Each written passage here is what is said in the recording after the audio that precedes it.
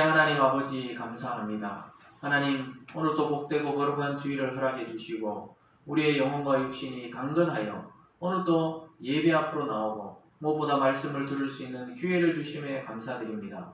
하나님 이 말씀이 우리 영혼의 양식이 되게 하여 주시고 우리를 다시 일으키는 힘이 되게 하여 주시옵소서. 특별히 이곳에 나오지 못하고 영상으로 오랫동안 말씀을 듣고 있는 성도들도 있습니다. 하나님 그들에게 평안을 주시고 위로하여 주시고 조급해하지 않게 도와주시고 하나님이 주시는 은혜가 함께 그곳에도 임할 수 있도록 주님 역사하여 주시옵소서. 감사드리며 예수님 이름으로 기도드리옵나이다. 아멘. 오늘 말씀은 번영의 사람이라는 제목으로 말씀을 증거하겠습니다. 번영의 사람 이렇게 하는데 좀 쉽게 하면 복의 사람, 또 형통의 사람 이렇게 말할 수 있겠습니다. 우리가 이제 명절이 되면서 보통 만나면 복 받으세요, 또 형통하세요, 또 이런 이야기를 많이 하는데요. 여러분 추석 연휴 동안에 여러분 개인만이 아니라 여러분 가정과 여러분 가문에 하나님이 주시는 진짜 축복이 충만하게 임하기를 주님의 이름으로 축원합니다. 우리가 그 요리사 출신의 그 유명한 외식 사업가가 있습니다. 그래서 그분이 손을 대면 아주 전국적으로 이렇게 유명해지고 장사가 잘 되고 그런 분이 한 분 있어요. 그 TV에도 좀 출연하고 또 아주 아름다운 연예인과 결혼도 하시고 그런 분이 한 분 있습니다. 그분이 예를 들어 짜장면 브랜드를 만들면 전국적으로 이게 짜장면 지사를 만들어 갖고 이렇게 하고 또 커피 가지고 자기 얼굴 그 캐릭터를 가지고 무슨 다방 이렇게 진짜 다방이 아니고 커피숍인데 이제 그렇게 하면 전국적으로 그냥 또 그분이 이게 커피숍이 쫙 생기고 그 손만 대면은 또 이 고깃집이 있거든요. 그분이 또 사진이 딱 붙어 있는 고깃집이 있어요. 고깃집하고 전국적으로 또 체인을 쫙 만들고 그래서 그 사람이 손을 대면 다 잘 된다. 이런 이제 소문이 나니까 또 그렇게 이제 또 광고도 하고 하니까 아주 잘 되는 것을 보게 됩니다. 그래서 그분에게 이렇게 음식은 맛있는데 잘 이렇게 식당이 되지 않는 사람들이 그분이 가서 코치를 하는 것이죠. 이렇게 해야 되고 또 맛은 이렇게 하고 위생은 어떻게 관리하고 또 그분이 가면은 또 가고 나면 또 그 식당들이 잘 되는 경우가 많아요. 그래서 그분에게 코치를 받으려고 TV 프로에도 나오고 또 실제적으로도 또 코치를 받으려고 하는 사람이 있는데 제가 볼 때 이제 그분은 요리사라기보다는 이제 외식 사업가라고 봐야 되죠. 비즈니스맨이죠. 본인도 그렇게 또 이야기를 합니다. 어쨌든 간에 자기가 손을 대는 사업마다 잘 된다면 우리는 그 사람을 번영의 사람이다 이렇게 이야기할 겁니다. 그리고 여러분 그런 걸 경험했습니까? 어떤 식당이나 어떤 또 가게에 들어갔는데 아무도 손님이 없다가 내가 들어가면 손님이 많이 오더라 이런 말 많이 들어봤죠. 내가 하면 꼭 손님이 많이 오더라. 아주 우연의 일치인데 그게 꼭 자기 때문인 줄 알고 근데 진짜 만약에 그런 사람이 있다면 그 사람이야말로 이 복의 사람이죠. 이 사람이 가는데 사람이 몰리고 이 사람이 가는데 음식 장사가 잘 되고 그렇다면 진짜 그렇다면은 번영의 사람일 것입니다. 근데 성경의 수많은 사람 중에 오늘 우리가 살펴보는 이 요셉이야말로 이 정말 자기 개인의 인생을 봤을 때 지금까지는 점점 아버지의 귀한 자식에서 형들에게 죽을 뻔하다가 노예를 팔려가고 이 겉모습으로 봤을 때는 절대 축복의 사람이 아닌데 근데 요셉이 가는 곳마다 하나님이 번성하게 하고 번영의 복을 줬다는 겁니다. 자기 형편은 나아진 게 없어요. 여전히 노예고 여전히 종인데 요셉이 가는 그 집은 풍성하게 복을 받더라. 성경이 지금 이렇게 이야기하고 있습니다. 여러분 이런 사람이 되면 좋겠죠. 내가 가는 곳마다 분열이 생기고 내가 가는 곳마다 망하고 내가 가는 곳마다 싸우고 이런 사람이 되는 것보다는 내가 가는 데마다 좀 융성해지고 또 화합되고 평화가 있고 웃음이 있고 기쁨이 있더라. 이런 사람이 되면 참 좋겠습니다. 저와 여러분도 오늘 그런 사람이 되기를 주님의 이름으로 축원합니다. 그래서 형들이 쉬게 해가지고 우리가 오늘 이 39장 이 첫 번째 이 절을 보면은 사실 37장 끝절하고 연결이 되어 있거든요. 지난 시간까지 살펴본 우리 2주 동안 살펴본 유다의 이야기를 딱 빼내면은 딱 연결이 되는 그 시점입니다. 그래서 형들이 쉬게 해가지고 애굽으로 팔려갔는데 근데 성경은 그런 비참한 노예의 삶을 사는 요셉에게 형통한 사람이다. 이렇게 이야기를 하고 있는 것입니다.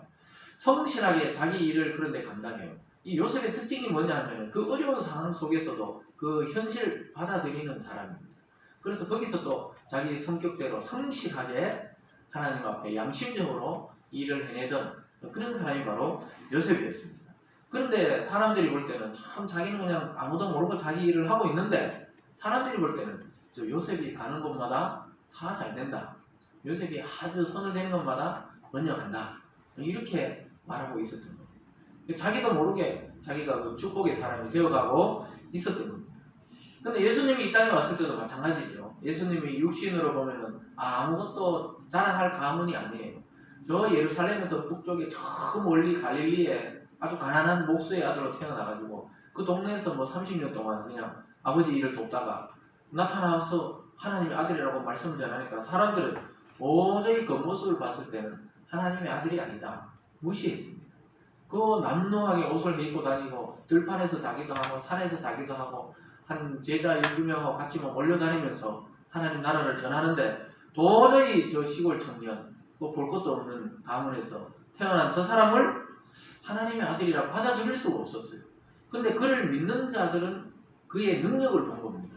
예수님이 가는 곳마다 귀신이 추방되고 또 가난한 자의 복음이 전파되고 또 귀머거리가 듣고 벙어리가 말을 하고 또 오병이의 기적을 통해 하나님이 다 그 떡 5개와 물고기 2마리로 5,000명을 먹이는 그런 번영의 사람, 축복의 사람을 만났는데 그가 알고 보니까 메시아, 구원자였다는 사실을 발견하게 됩니다. 여러분과 저는 어떤 사람입니까? 아까도 질문했지만 여러분 스스로 한번 물어보세요. 여러분은 가정에서 어떤 사람이고 또 교회에서는 어떤 캐릭터고 또 여러분의 친구들은 여러분을 어떻게 평가하며 또 주위의 이웃들은 여러분의 가정과 삶을 어떻게 지금 생각하고 있는지 한번 이 요셉의 삶을 통해 그리스도인들이 과연 어떤 삶을 살아야 되는지 한번 비춰보기를 바랍니다. 여러분 그리스도 안에서 새롭게 거듭난 사람들은 우리는 잘 모르지만 여러분의 주위의 사람들은 말을 안 해도 알고 있어요. 이제 교회 다니는구나, 예수를 믿는구나, 예수쟁이구나 이렇게 이야기하는 경우들이 생겨나게 됩니다. 우리가 말도 안 했는데도 그 사람들도 말은 안 하지만 알고 있는 사람들이 더 많다는 겁니다. 자기들과 함께 생활하면서 뭔가 좀 특별하다는 걸 느낀 거예요.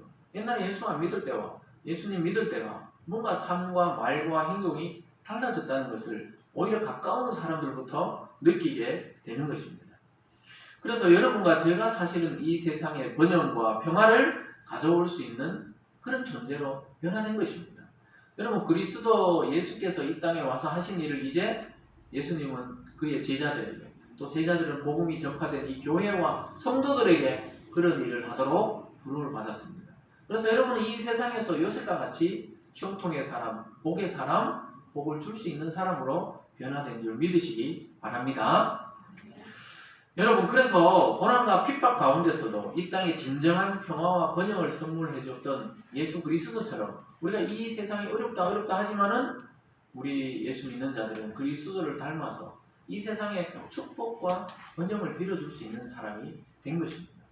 그래서 그 축복이 이제 교회로 넘어와 있고 성도에게로 넘어와 있습니다. 구약에서는 혈통적으로 아브라함과 이삭과 또 야곱과 요셉 이렇게 쭉 이어졌지만 지금은 그리스도 안에서 영적 이스라엘로 아브라함의 후손으로 부름받은 우리들에게 교회 공동체로 이 축복이 넘어와 있는 것입니다. 여러분 이번 한 주 동안 또 마침 이렇게 민족의 고유명절을 맞아서 혹시 만나게 되는 가족들과 사람들에게 분열을 일으키지 말고 축복을 하는 축복의 사람들이 다 되시길 주님의 이름으로 축원합니다. 오늘 첫 번째로 보면요, 바로 왕의 그 친위대장 보디발이 요셉을 사는 모습을 보게 됩니다. 오늘 그 본문을 다 보면요, 그의 인생에서 이제 어떻게 될지 모르는 그런 지경에 요셉이 빠지게 됩니다. 요셉이 형들에게 일단 팔려서 구덩이에 있을 때까지는 가능성이 있었지만 이제 형들의 손을 딱 떠나서 은 20세계를 받고 팔려갔던 그 종의 몸이 되었을 때 이제 자기 마음대로 자기 인생을 컨트롤할 수 없는 지경에 빠지게 되고 위기에 빠지게 되었습니다. 그런데 마침 성경을 보면은 그 바로 왕, 애국을 다스리던 왕의 친위대장, 요즘 말로 하면 교무실장, 경호대장, 왕하고 밀접한 관계가 있는 사람의 집에 노예로 팔려가게 됩니다. 오늘 본문 1절을 함께 읽어보겠습니다. 시작. 요셉이 이끌려 애굽에 내려가매 바로의 신하 친위대장 애굽 사람 보디발이 그를 데리고 그리로 이스마엘 사람의 손에서 요셉을 사니라. 마침 이스마엘 상인들이 이렇게 노예 시장에다가 딱 내놨겠죠. 지금 뭐 그런 거는 안 나오지만 한두 명이 아니에요. 노예 시장에 막 이제 상인들이 사와서 쫙 풀어놨어요. 그래서 뭐 건강한 놈 먼저 뽑아라 뭐 이렇게 하든지 했는데 시위대장이 딱 쳐다보니까 요셉이 눈에 딱 띈 겁니다. 우리가 하나님의 입장에서 봤을 때는 요셉이 그 시위대장에게 눈에 띄도록 만드신 거죠. 근데 누가 봐도 요셉은 좀 남달랐어요. 왜냐하면 이 팔려오기 직전까지 아주 존귀한 그 부자 아버지 야곱의 집에 가장 존귀한 아들로 컸기 때문에 옷도 가장 아름다운 옷을 입고 있었는데 지금은 뭐 다 찢어졌겠지만 그 팔려왔을 때 그래도 그 애가 무슨 종으로 살던 얼굴이 아닌 거예요. 딱 보니까 뭔가 남달라. 그래서 그 경호대장이 자기 집에 노예로 딱 사게 되는 겁니다. 아주 놀랍게도 여러 그 수많은 그 주인이 있었는데 시위대장 보디발에게 요셉이 뽑히게 됩니다. 그 요셉은 전혀 자기 인생을 자기 뜻대로 할 수 없었지만 하나님이 지금 알고 보면 다 배역들을 조정하고 있었던 것입니다. 저와 여러분이 지금까지 흘러오면서 또 살아오면서 지금 이 모습이 될 때까지 하나님의 보이지 않는 손길이 어마어마하게 역사해가지고 지금 여기까지 온 줄 믿으시길 바랍니다. 그래서 나중에 왕의 최측근이 요셉이 될 수 있는 가능성을 하나님이 지금부터 열어놓는 거예요. 요셉이 어떻게 그 종으로 팔려온 사람이 또 이방 나라 사람이 애굽의 총리가 나중에 되겠습니까? 근데 이런 가능성을 몇 년 전부터 하나님이 이미 준비하고 있던 것입니다. 아마도 너희 중에 요셉은 귀하게 자란 티가 났습니다. 아주 용모가 준수하고 오늘 성경을 보면 그가 아주 용모가 준수하고 아름다웠다는 거예요. 그 아름다웠다는 게 우리 그냥 여성들이 아름다운 그런 게 아니고 아주 귀티나고 용모가 출중했다는 것을 말하는 것입니다. 다른 모든 형제들이 미워하고 시기할 정도로 사랑을 독차지했던 아들이 바로 요셉이었습니다. 그 요셉이기에 비록 노예로 팔려왔지만 그에게 풍기는 이미지는 남달랐다는 것입니다. 여러분 이 모든 과정에서 누가 역사하고 있습니까? 하나님께서 그에게 역사하고 있었습니다. 그것이 바로 약속된 사람들의 특징입니다. 저와 여러분이 어디를 가든지 국내에 있든지 해외에 있든지 아니면 젊든지 나이가 드시든지 하나님은 늘 한결같이 오늘 이 요셉을 인도하듯이 여러분 인생 전체를 보고 여기까지 지금 다듬고 데리고 오시고 인도하신 줄 믿으시기 바랍니다. 그래서 오늘 두 번째로 보면요, 형통한 자라는 이름을 부여받게 됩니다. 요셉의 특징이 뭡니까? 그동안은 형들에게 시기를 받고 아버지에게 편애를 받고 이런 아들이었는데 애굽에 팔려가서 오히려 형통한 자라는 그런 별명을 받게 됩니다. 요셉이 자기가 전혀 자기는 형통하다고 생각 안 하거든요. 자기는 막 구덩이에 빠지고 이렇게 팔려왔고 이제 종이 되었는데 형통하다고 생각할 수 없었습니다. 그러니까 자기 환경과 여건을 보면 도저히 형통한 사람이 아닌데 성경은 그를 형통한 사람이다. 오히려 편안하게 자기 아버지 품에 있을 때 형통하다 이런 이야기는 안 했어요. 그때 그냥 꿈을 꾸고 하나님 주신 꿈을 꾸고 해석하고 이런 아이였지 진짜 옆에 사람에게 형통을 주지는 않았던 것입니다. 오늘 본문 2절에 보면 이렇게 말씀하고 있습니다. 여호와께서 요셉과 함께 하심으로 그가 형통한 자가 되어 그의 주인 애굽 사람의 집에 있으니 이렇게 말씀합니다. 거기 보면 여호와께서 요셉과 함께 했다. 이 말이 가장 중요한 말입니다. 여러분 함께 했다는 것은 하나님과 일치되어 있고 연합되어 있다 이 말씀입니다. 하나님과의 관계가 그렇게 되어 있다는 거예요.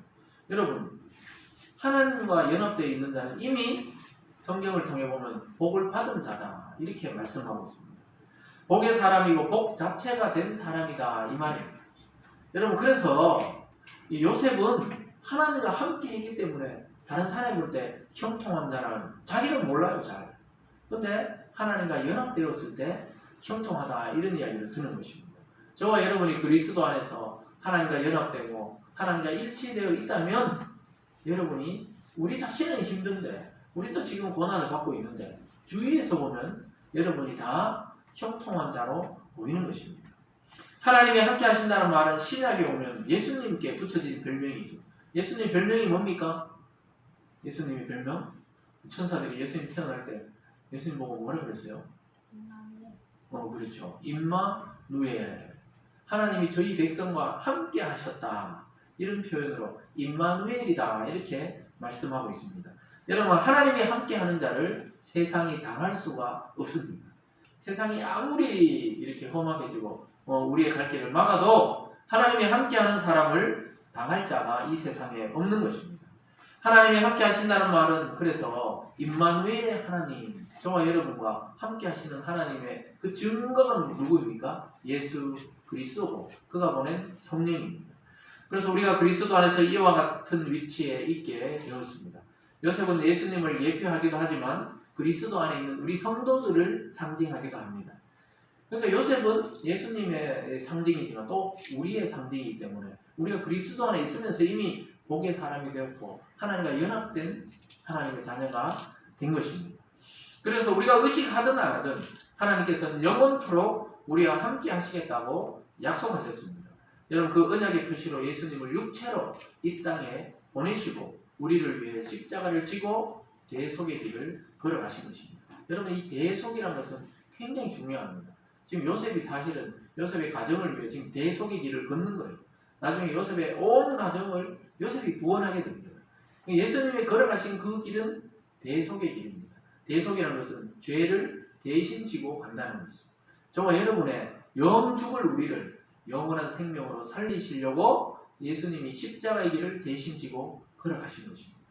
그것이 그 십자가의 은혜입니다. 우리에게 영원한 생명을 주시고 성령을 보내주시기 위해서 예수님은 그 길을 걸어가셨고 여러분이 예수님 믿을 때 그것을 깨닫게 됩니다.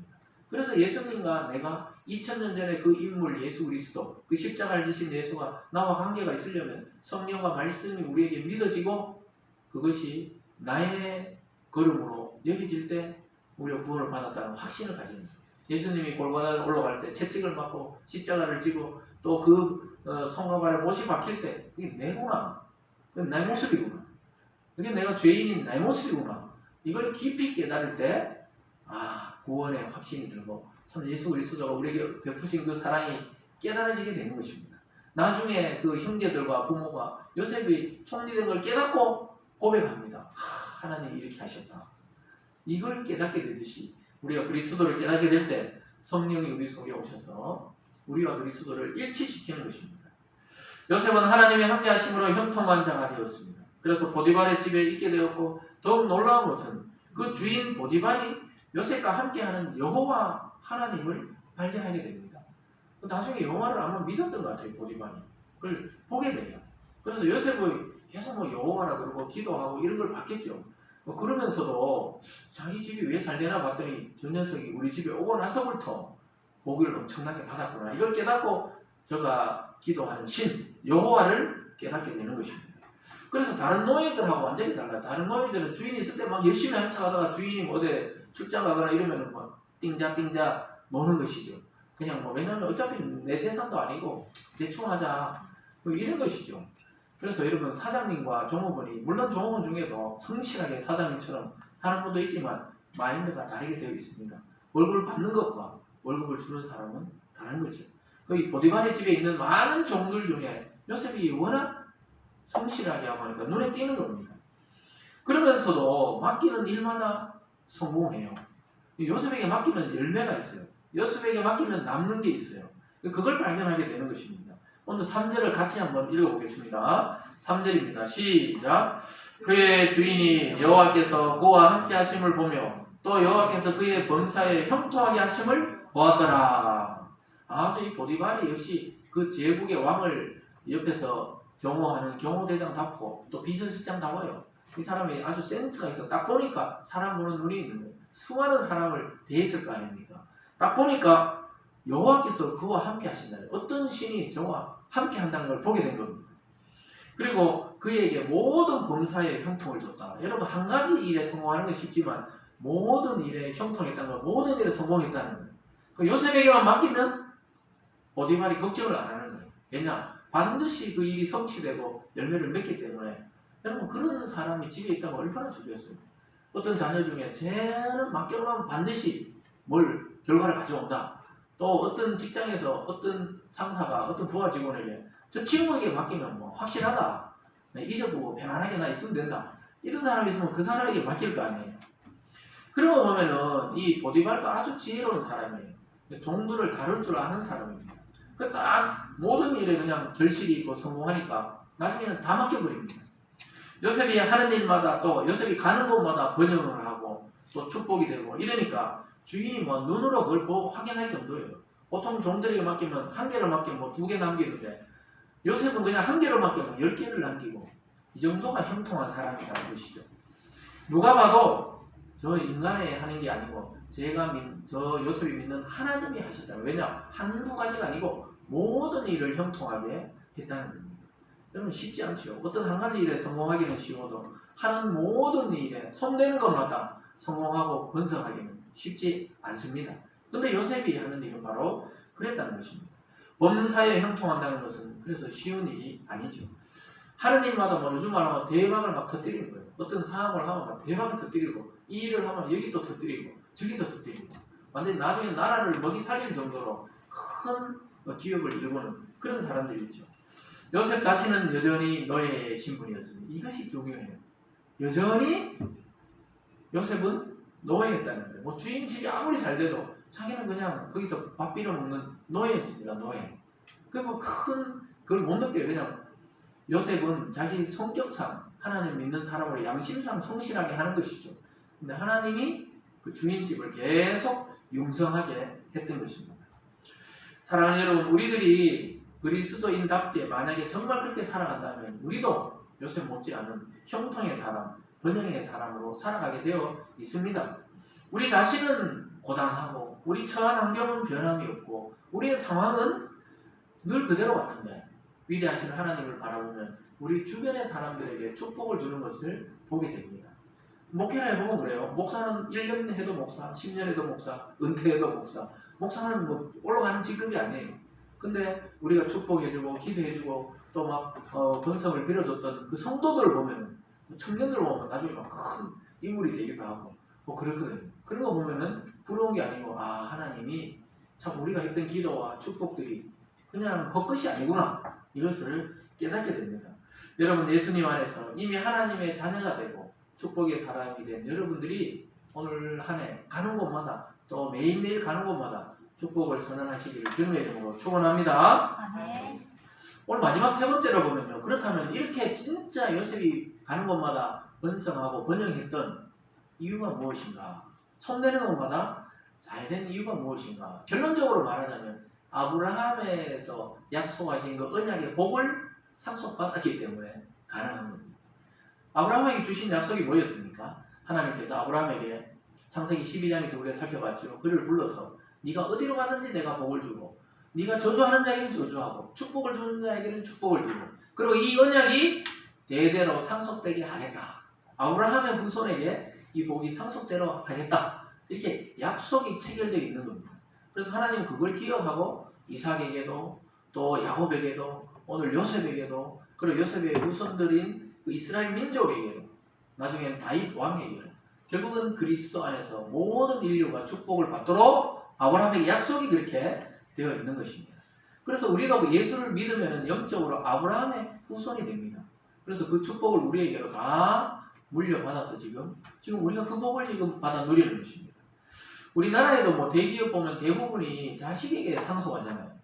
전문 경영자들이 있지만은 그 부회장급이 전부 전문 경영자들이죠. 그렇지만 그들에게 상속하는 경우는 잘 없습니다. 대부분이 자기의 자녀에게 상속하는 걸 보게 돼요. 하나님은 아브라함하고 언약이 맺혀져 있기 때문에 아브라함의 후손에게 무조건 축복을 상속하겠다. 이게 약속이 되어 있는 것입니다. 그런데 이 세상의 축복은 골치 아파요. 여러분 뭐 예를 들어 우리나라의 S그룹 만약에 상속받았잖아요. 그 상속받아 좋아 보입니까? 받자마자 조사하고 뭐 이렇게 해가 또 감옥에 1년 전 가 있다가 나왔다가 들어갔다가 또 뭐 자기 형제끼리 싸웠다가 분쟁했다가 이런 걸 많이 보게 되잖아요. 이게 세상에서는 이게 복이 아닌 거예요. 그 복같이 느껴지지만 복이 아니에요. 그걸 물려받는 순간부터 골치 아파요.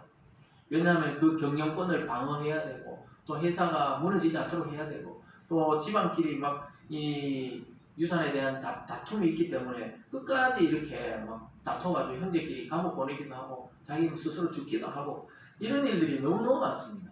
그래서 여러분 그 재산, 이 돈이라는 거는 하나님 주시는 대로 적당히 있어야 되지 너무 크게 있으면 그게 깔려서 죽게 됩니다. 참 위험한 복이 바로 이 세상의 복인데, 그런데 놀랍게도 하나님의 복은 아무리 큰 복을 받아도 깔려 죽지를 않아요. 그래서 우리가 그 복을 받으려면 반드시 하나님의 약속된 가문으로 들어가야 돼요. 그래야 상속을 받죠. 자녀가 되어야 상속을 받는 것입니다. 그 방법이 무엇입니까? 예수 그리스도 안에서 그를 믿음으로 하나님의 양자로 탁 들어가는 거예요. 여러분 세상에서도 양자로 입양돼서 법적으로 호적이 올라가면 재산 상속이 똑같은 권리가 주어지게 됩니다. 우리가 예수를 딱 믿을 때 하나님의 상속권이 우리에게 예수님과 동일하게 상속권이 주어져요. 우리 예수님도 아닌데도 똑같은 상속이 우리에게 주어지는 것입니다. 그러면 우리가 아브라함의 복을 받게 되어 있어요. 따라왔습니까? 그래서 이걸 찾아야 돼요. 교회에서 교회 오면 뭘 찾아야 되냐? 교회 오면 이 아브라함의 복을 차지하려고 그걸 눈을 딱 떠야 됩니다. 그래서 예수님이 분명히 이야기했어요. 세례요한 이후로 천국은 침노하는 자의 것이다. 차지하는 자의 것이다. 하나님의 축복은 하늘의 창고는 어마어마한 복들이 있죠. 근데 그것을 열고 찾고 두드리는 자의 것이다. 이렇게 말씀했던 것입니다. 창세기 12장 2절 3절에 이런 말씀이 있어요. 내가 너로 큰 민족을 이루고 내게 복을 주고 내 이름을 창대하게 하리니 너는 복이 될지라. 너를 축복하는 자에게는 내가 복을 내리고 너를 저주하는 자에게 내가 저주하리니 땅의 모든 족속이 너로 말미암아 복을 얻을 것이라 하신지라. 이것이 믿음의 조상 아브라함에게 하셨던 하나님의 약속입니다. 너는 복이 될지라. 그러니까 복을 준다는 자체가 아니고 아브라함을 붙들면 아브라함 자체가 복 덩어리가 되게 하겠다는 것입니다. 그러면서 땅의 모든 족속이 너로 말미암아 복을 받게 된다. 근데 아브라함은 그걸 못 보고 죽었죠. 근데 그 복이 어디서 모든 민족에게 전해졌다고요? 예수 그리스도 안에서 새 이스라엘, 영적 이스라엘이 된 믿음의 사람들에게로 그 복이 넘어왔습니다. 구약에는 혈통적으로 아브라함의 혈통이어야 되지만 이제 그리스도 안에서는 영적 혈통으로 아브라함의 후손이 되는 원리, 그 속에 우리가 딱 들어와 있는 것입니다. 그래서 이것은 변함이 없어요. 걱정할 필요가 없어요. 그리고 빼앗길 염려도 없어요. 왜냐하면 성령을 통해 우리 영혼 속에 마음에 새겨져 있는 복이기 때문에 빼앗길 수가 없습니다. 믿습니까? 네. 그래서 이것이 교회의 비밀이고 성도의 비밀이고 우리 기독교의 비밀입니다. 교회에는 수많은 보석들이 또 보물들이 있죠. 찬양도 있고 기도도 있고 설교도 있고 많은 보석이 있지만 진짜 보물은 하나님의 말씀을 통째로 상속받는 자가 진짜 그 지혜로운 성도입니다. 말씀을 상속받는 자가 성공한 인생이 되고 영원히 복받는 사람이 되는 줄 믿으시기 바랍니다. 그래서 언약이 딱 한 번 체결되면 하나님은 변치 않기 때문에 반드시 그 약속된 대로 이루어 주십니다. 여러분 이 복이 아들과 또 이삭 또 손자 야곱 그리고 오늘 증손자라 볼 수 있죠. 요셉까지 혈통적으로 이어져 내려왔습니다. 요셉에게로 아브라함 복이 상속되었습니다. 그래서 가는 곳마다 하나님의 언약이 요셉을 통해 성취되고 있었습니다. 그가 하는 일마다 형통하게 되었습니다. 그래서 아브라함과 하나님의 언약 안에 들어오기만 하면 그 축복을 다 받아 누리게 되는 것입니다. 지금 우리는 예수님 안에서 저와 여러분 이 교회는 이 복을 상속받고 또 이 복을 상속해